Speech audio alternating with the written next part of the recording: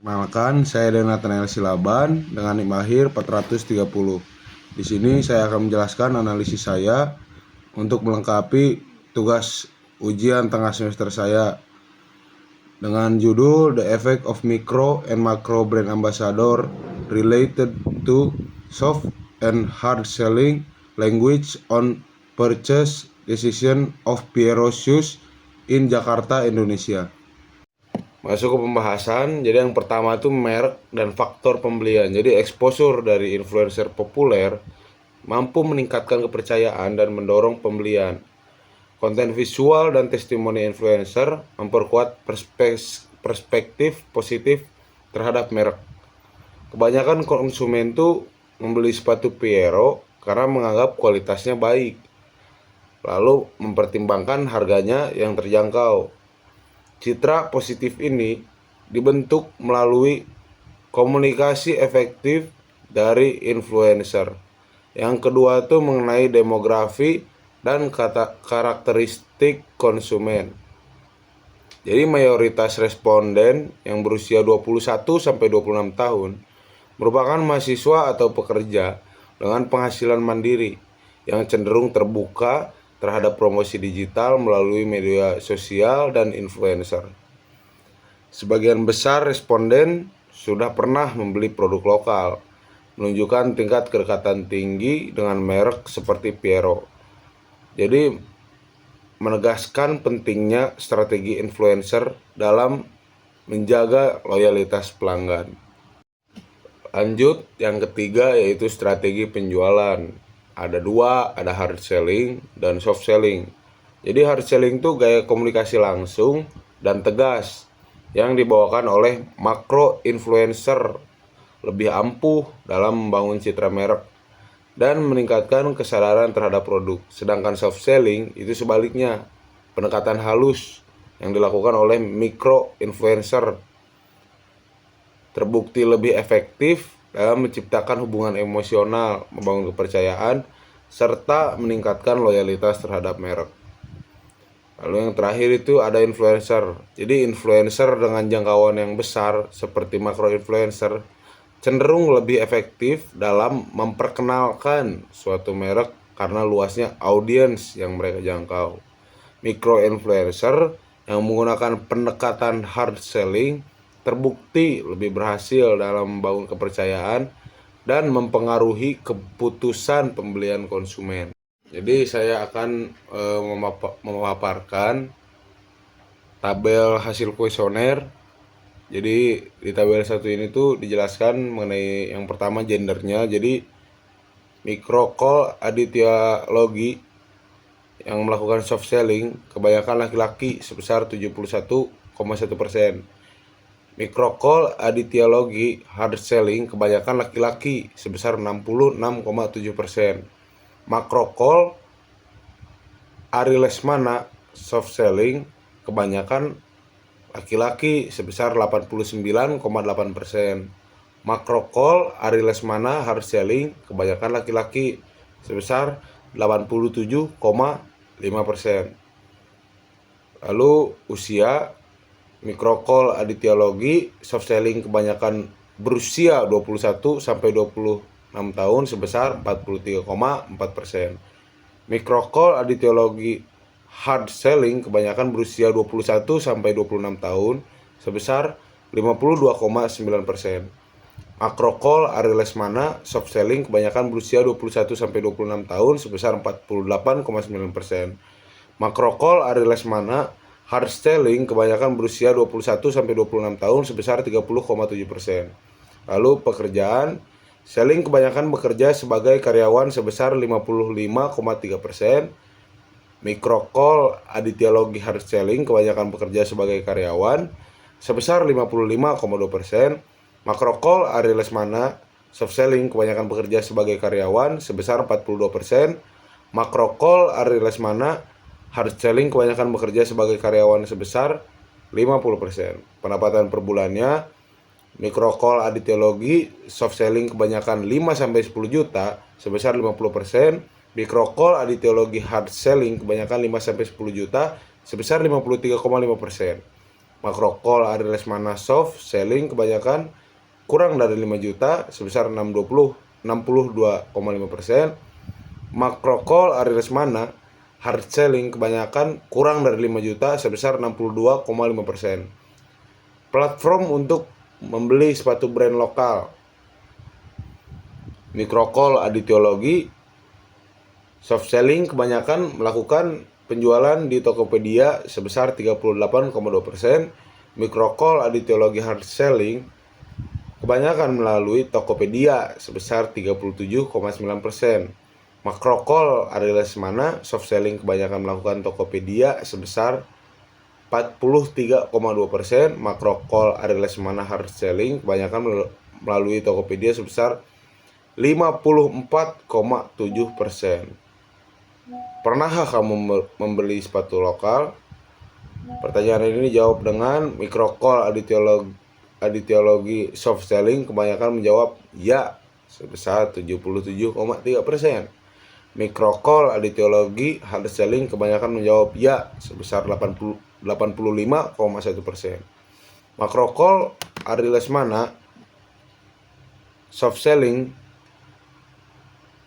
kebanyakan menjawab ya sebesar 96,6%. Macro call Ari Lesmana hard selling kebanyakan menjawab ya sebesar 96,6%.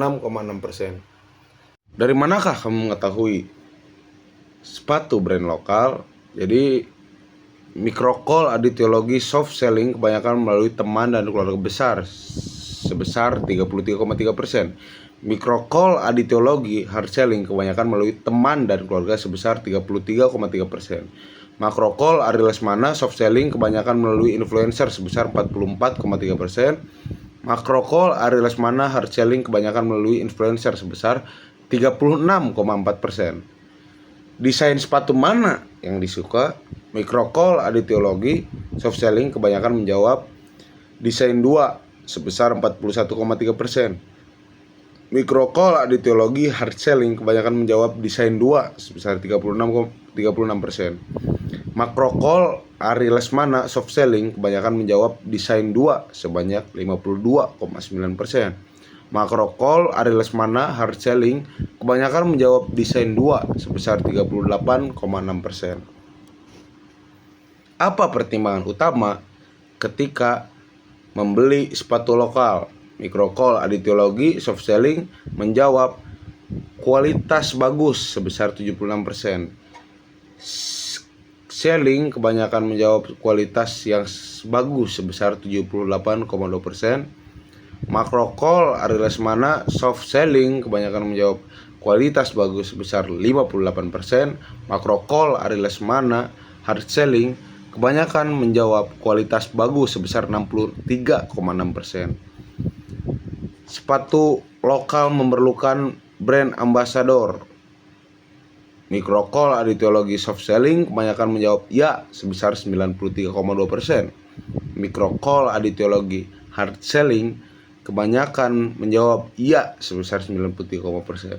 Macro call Ari Lesmana soft selling kebanyakan menjawab ya sebesar 87,4%. Macro call Ari Lesmana hard selling kebanyakan menjawab iya sebesar 94,3%. Apakah kamu mengetahui influencer di bawah ini? Micro call Aditologi soft selling kebanyakan menjawab tidak sebesar 94,3%. Micro call Aditologi hard selling kebanyakan menjawab tidak sebesar 71,3%. Macro call Ari Lesmana soft selling kebanyakan menjawab tidak sebesar 89,8%.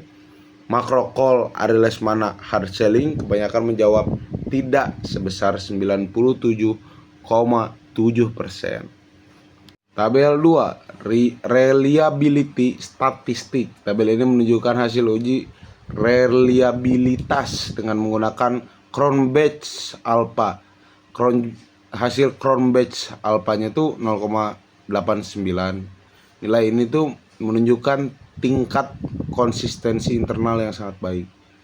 Nilai yang lebih dari 0,6 dianggap reliable atau nyata. End of items-nya itu menunjukkan angka 11.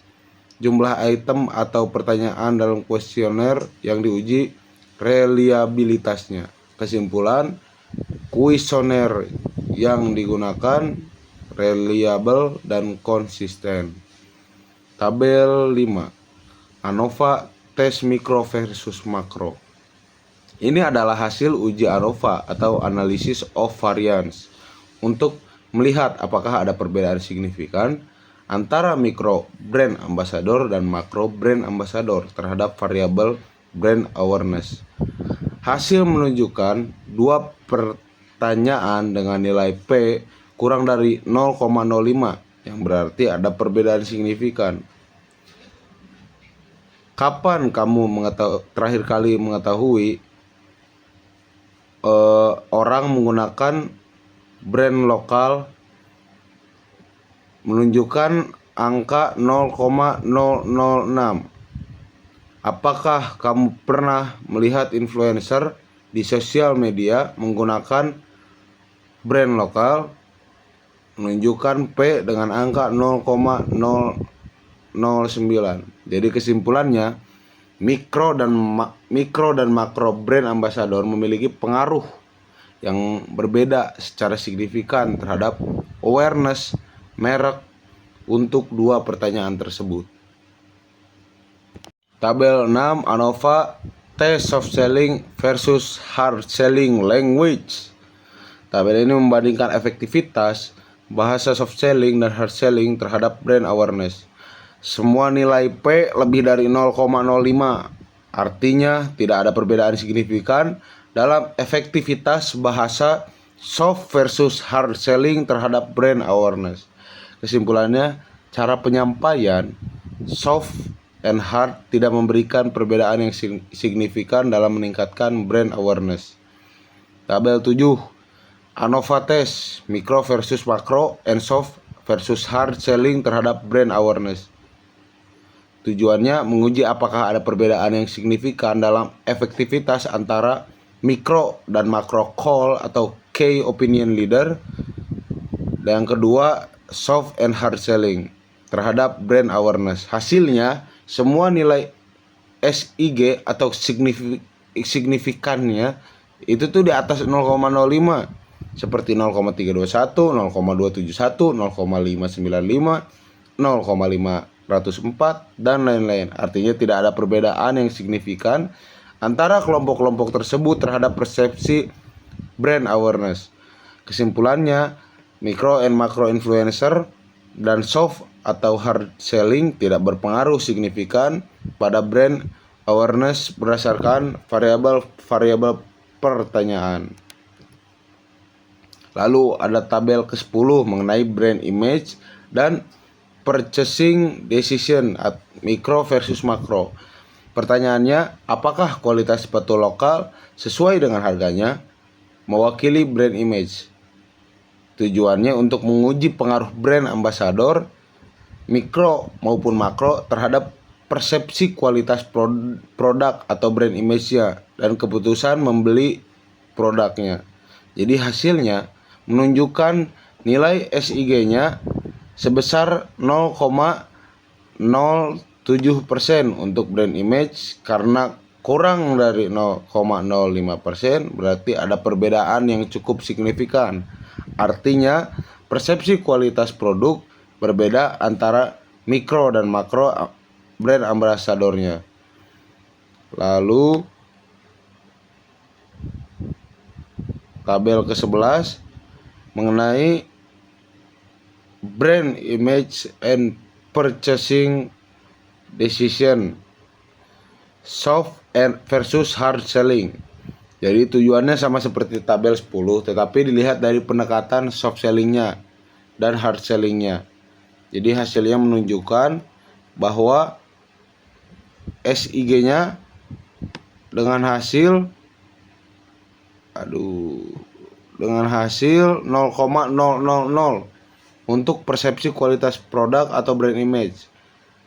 Signifikan SIG 0,217 untuk keputusan pembelian atau tidak signifikan. Kesimpulannya, Gaya komunikasi, soft maupun hard selling berpengaruh terhadap persepsi kualitas produk, tetapi tidak secara langsung terhadap keputusan membeli. Tabel 12 mengenai brand image dan keputusan pembelian. Analisisnya menggunakan ANOVA satu arah atau one way ANOVA. P-value-nya menunjukkan angka 10,310. P-value-nya menunjukkan 0,004. Nilai P yang kurang dari 0,05 berarti ada perbedaan signifikan dalam persepsi kualitas. Sepatu lokal berdasarkan brand ambassador atau influencer yang digunakan. Yang pertama ada kelompok yang membandingkan, yang kedua ada mikro makro plus soft hard selling. Kesimpulannya, cara penyampaian pesan oleh influencer soft versus hard selling dan ukuran pengaruh mereka mikro maupun makro berpengaruh signifikan terhadap penilaian kualitas produk lokal dan keputusan pembelian. Yang terakhir tentang brand trust dengan multi ANOVA. Analisisnya menggunakan multi way ANOVA atau gabungan dua faktor mikro makro ditambah soft hard selling. Jadi mikro makronya menunjukkan angka F-nya sama dengan 15,887, P-nya 0,000 yang berarti signifikan.